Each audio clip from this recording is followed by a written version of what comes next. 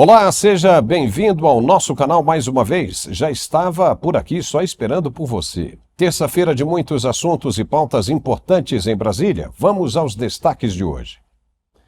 Senado começa a analisar a proposta de emenda constitucional para colocar freio no STF. Ministro da Economia se enfurece com jornalistas ao não conseguir explicar metas fiscais para o ano que vem. Lula chama Bolsonaro de mentiroso e é flagrado em mentira, espalhando fake news. São os assuntos que preparamos para você no programa de hoje. Acompanhe com a gente.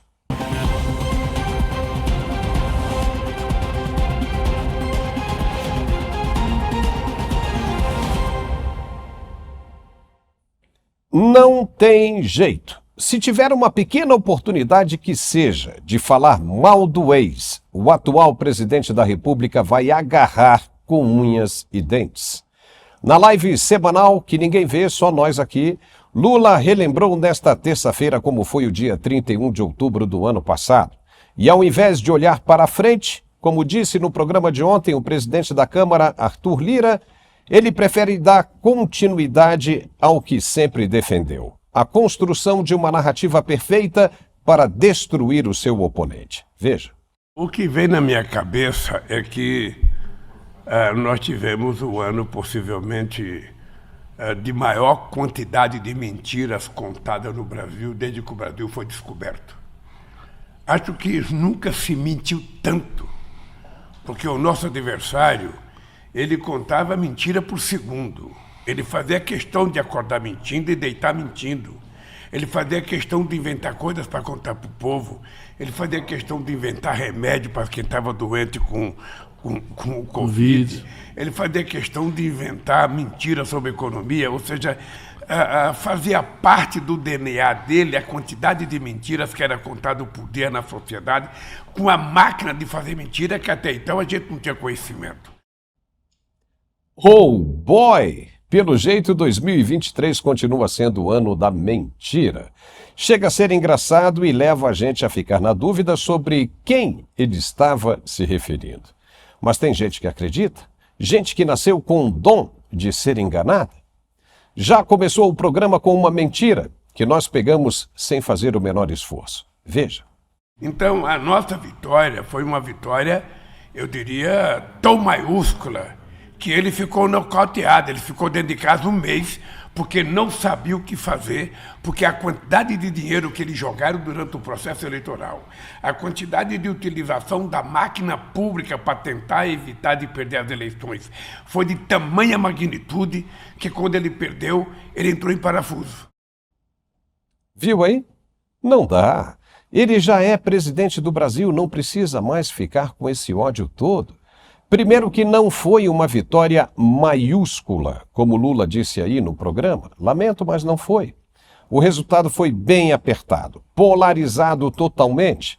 Segundo que Bolsonaro não ficou atordoado com a vitória de Lula, e sim pelo que considerou injusto o tratamento dado a um candidato em detrimento do outro, o que levou a muitas dúvidas dele e de todo o seu eleitorado. Por exemplo, a questão do radiolão, lembra disso? Onde usurparam os programas de campanha nas rádios e TVs do Nordeste e colocaram mais do candidato oposto, sem falar de mais um monte de coisas que nem vamos mencionar aqui porque já passou.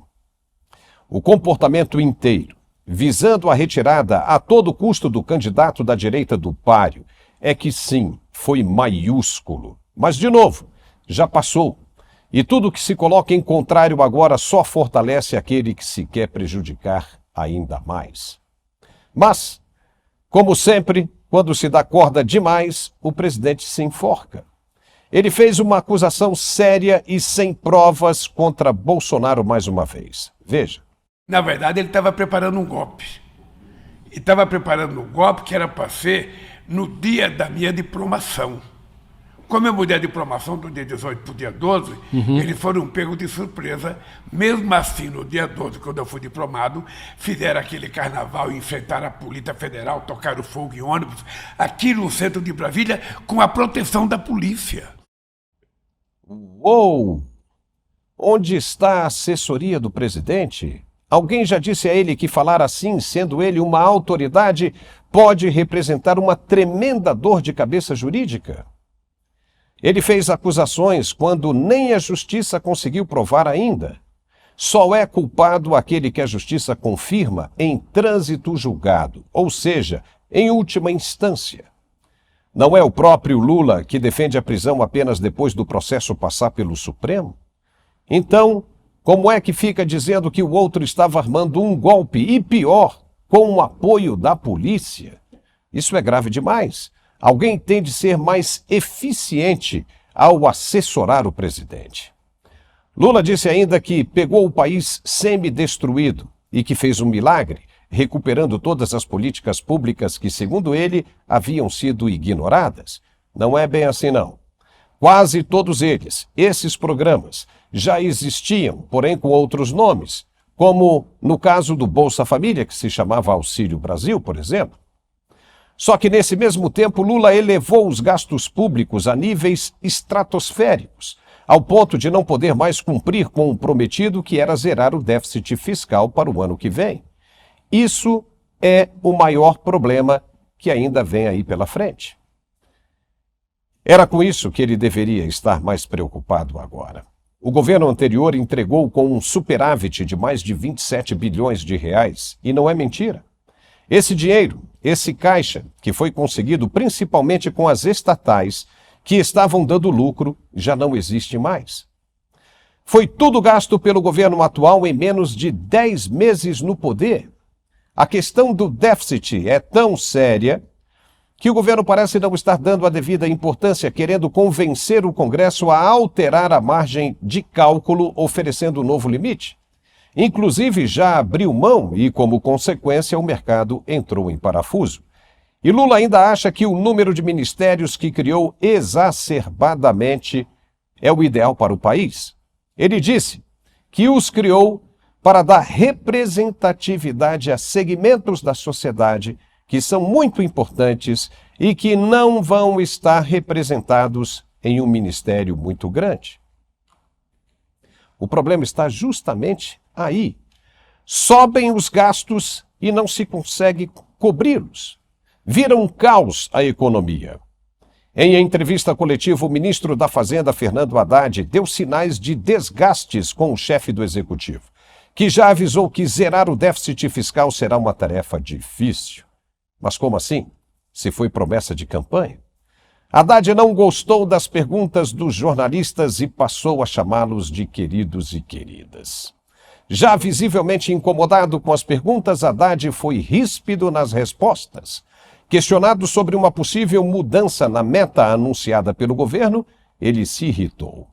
Querido, aí se você quiser me entender bem, se não quiser me entender bem, eu estou respondendo para você que eu, enquanto ministro da Fazenda, vou buscar o resultado que eu considero o melhor para o país, que é buscar o equilíbrio fiscal, e o que eu puder fazer para que esse equilíbrio seja atingido, eu vou fazer.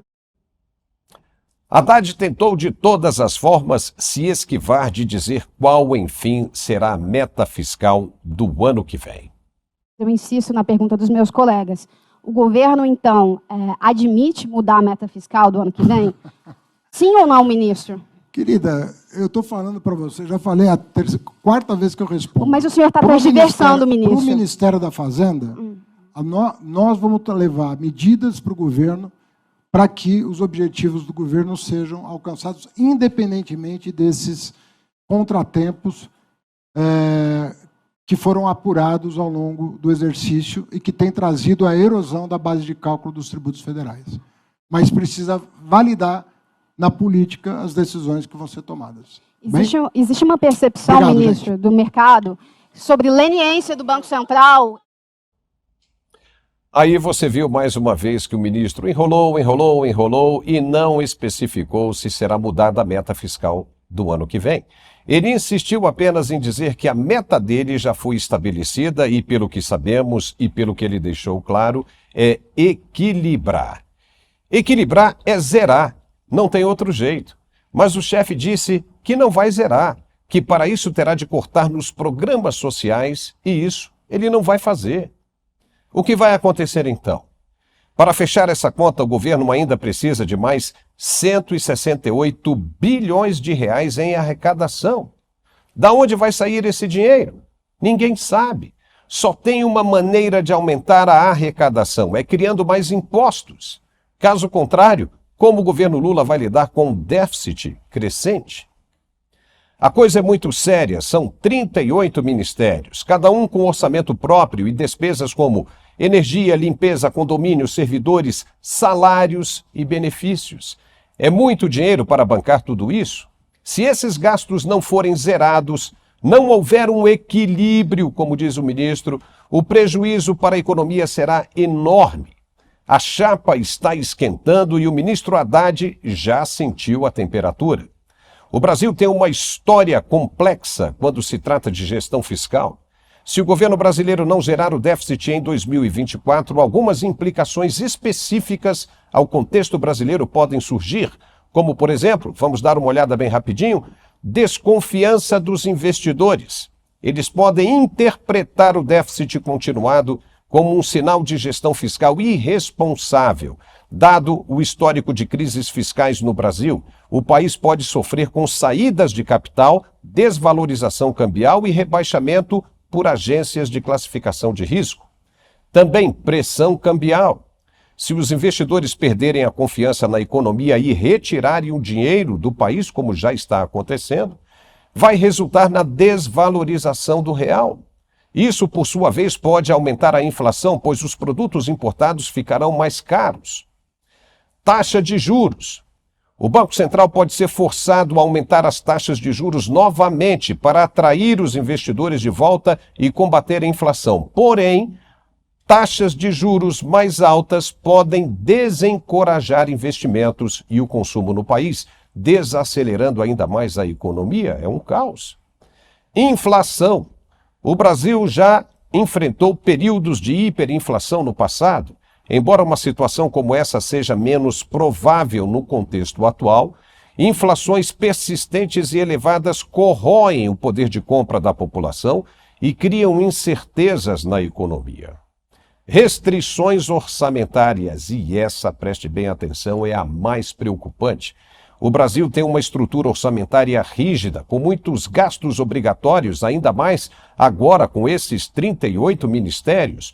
Um déficit continuado pode dificultar o cumprimento de algumas obrigações, como, por exemplo, o pagamento de salários de servidores, aposentadorias e investimentos em áreas-chave.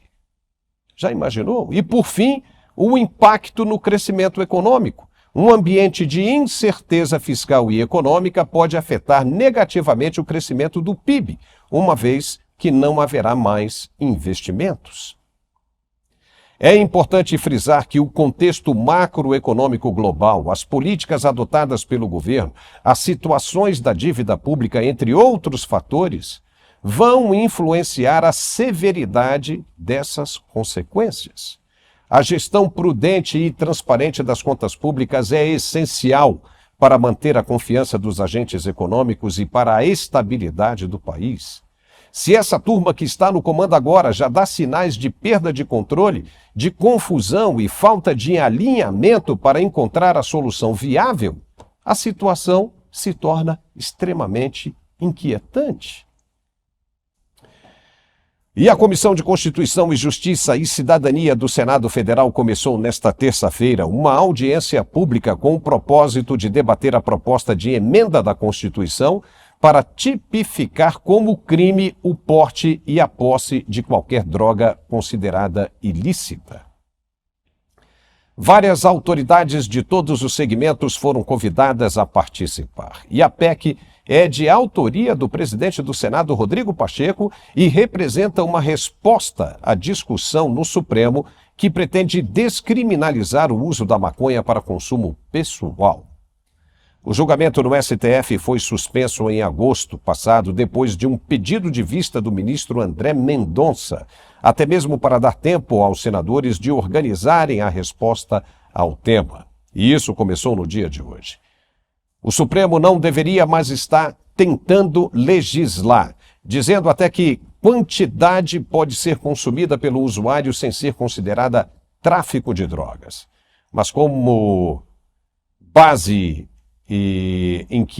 mas com que base, perdão, o STF pode dizer qual é a quantidade permitida?